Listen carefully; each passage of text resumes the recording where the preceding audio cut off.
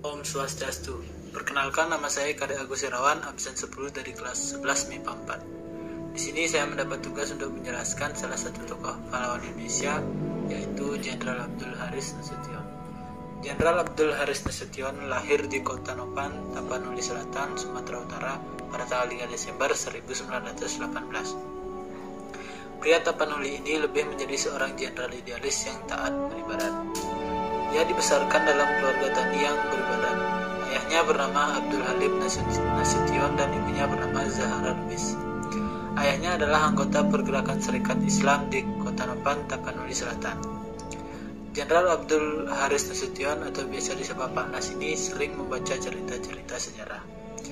Anak kedua dari 7 bersaudara ini melahap buku-buku sejarah dari Nabi Muhammad sampai Perang Kemerdekaan Belanda dan Prancis. Dalam biografi Jenderal Abdul Haris Nasution diketahui bahwa ia memulai pendidikannya di Hollands Midlands School dan tamat pada tahun 1932. Setelah itu ia melanjutkan pendidikan menengahnya dan tamat pada tahun 1935. Kemudian ia berangkat ke Yogyakarta untuk melanjutkan sekolahnya di sekolah guru. Pada tahun 1938, ia meneruskan pendidikannya di Algemeen Middelbaar School bagian B di Jakarta dan lulus pada tahun 1938. Setelah menyelesaikan pendidikannya di Pulau Jawa, Abdul Haris Nasution kemudian kembali ke Pulau Sumatera dan menjadi guru di Bengkulu, kemudian Palembang. Profesi tersebut ia lakoni selama 2 tahun. Di tahun 1940, Abdul Haris Nasution mendaftar prajurit di sekolah perwira cadangan yang dibentuk oleh Belanda. Setelah lulus, ia kemudian ditempatkan sebagai pembantu letnan di Surabaya. Ketika invasi Jepang ke Indonesia pada tahun 1942, Abdul Haris Nasution ikut bertempur melawan Jepang di Surabaya. Namun kemudian para pasukan yang bertempur bersamanya bubar. Abdul Haris Nasution sendiri pergi ke Bandung. Di sana ia menjadi seorang pegawai pamong raja. Kemudian ia kembali masuk militer dan menjabat sebagai wakil komandan barisan lapor di Bandung pada tahun 1943. Kekalahan Jepang pada tahun 1945 dan berdirinya Indonesia membuat Abdul Haris Nasution bersama dengan para bekas tentara Pelita kemudian mendirikan Badan Keamanan Rakyat atau BKR yang menjadi cikal bakal TNI. Karir militernya kemudian merangkak di bulan Maret tahun 1946. Abdul Haris Nasution ditunjuk sebagai Panglima Divisi 3 Priangan. Di bulan Mei 1946, Presiden Soekarno melantiknya sebagai Panglima Divisi Siliwangi. Pada tahun 1948, ketika pemberontakan PKI yang dipimpin oleh Su pecah di Madiun, Nasution memimpin pasukannya menumpas pemberontakan tersebut. Ketika memimpin Divisi Siliwangi, Abdul Haris Nasution menarik pelajaran bahwa rakyat mendukung TNI. Disinilah ia kemudian menggagas metode atau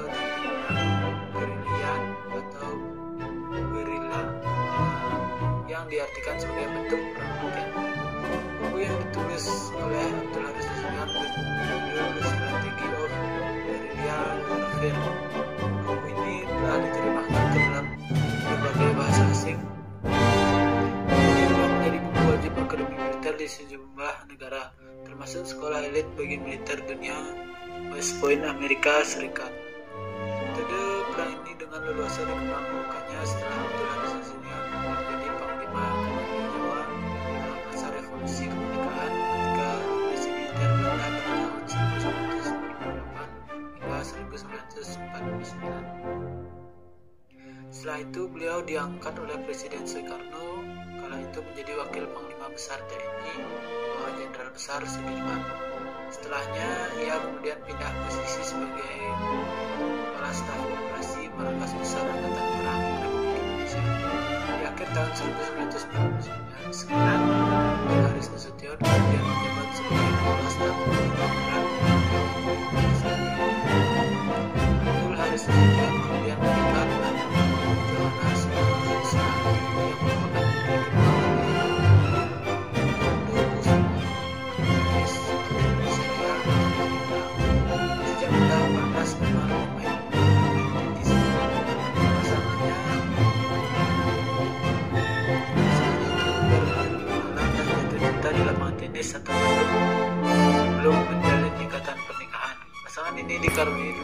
putri namun salah satu korban yakni Ade Irma Nasution ketika G3OS atau PKI meletus.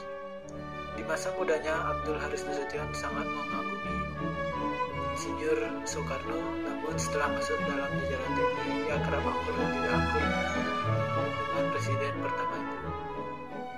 Ia menganggap Insinyur Soekarno ikut campur tangan dan memihak salah satu sekelompok ketika terjadi pergolakan di internal Angkatan Darat tahun 1962. Dalam biografi Jenderal Abdul Haris Nasution diketahui bahwa ia adalah orang yang berada di balik peristiwa 17 Oktober yang menuntut pembubaran DPRS, kemudian DPR baru.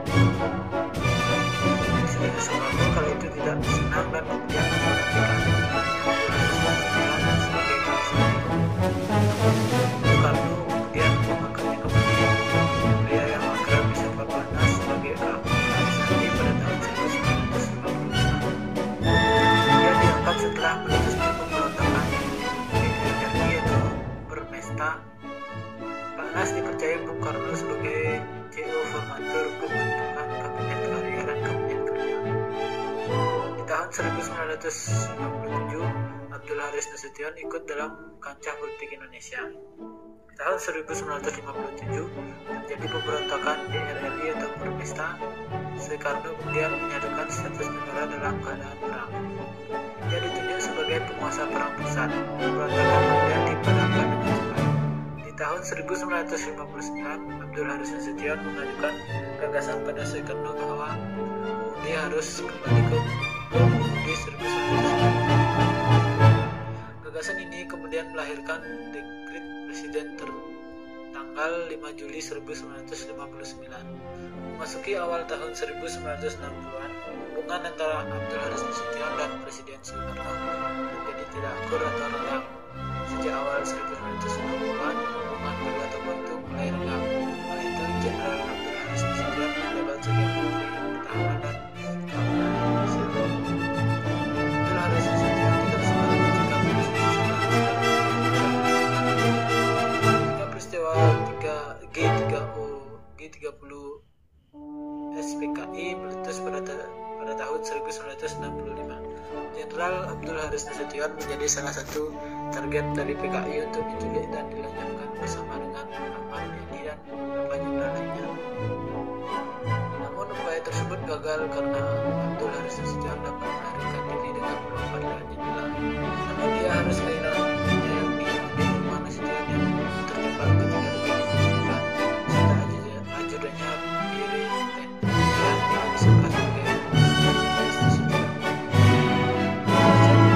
G30S atau PKI. Jenderal Abdul Haris Nasution kemudian bekerja sama dengan Soeharto yang kala itu menjabat sebagai Pangkostrat Manungkas habis para pemimpin dan pengikut PKI. Nasution juga merupakan tokoh yang sangat menentang PKI seperti menentang usul persenjatai buruh dan tani. Jenderal Abdul Haris Nasution merupakan salah satu tokoh yang menandatangani petisi 50 bersama Weigeng, Ali Sadikin serta beberapa tokoh lainnya. Petisi ini protes disampaikan oleh Presiden Soeharto terhadap lawan-lawan sebagai musuh nomor 1 oleh penguasa Orde Baru. Walaupun dianggap sebagai musuh Orde Baru, Soeharto juga memberikan gelar Jenderal Besar dengan pangkat bintang 5 pada Abdul Haris Nasution. Jenderal Besar Abdul Haris Nasution menghembuskan nafas terakhirnya di Rumah Sakit Gatot Subroto tanggal 6 September di tahun 2000. Itu merupakan bulan yang sama ia masuk daftar PKI untuk dibunuh. Jasadnya kemudian dimakamkan di Taman Makam Pahlawan atau TMP Kalibata, Jakarta. Atas jasa-jasanya pemerintah Indonesia menganugerahkan gelar pahlawan nasional. Namanya juga dipakai sebagai nama beberapa jalan di Indonesia. Dan sekian biografi tentang tokoh pahlawan Indonesia Jenderal Abdul Nasution.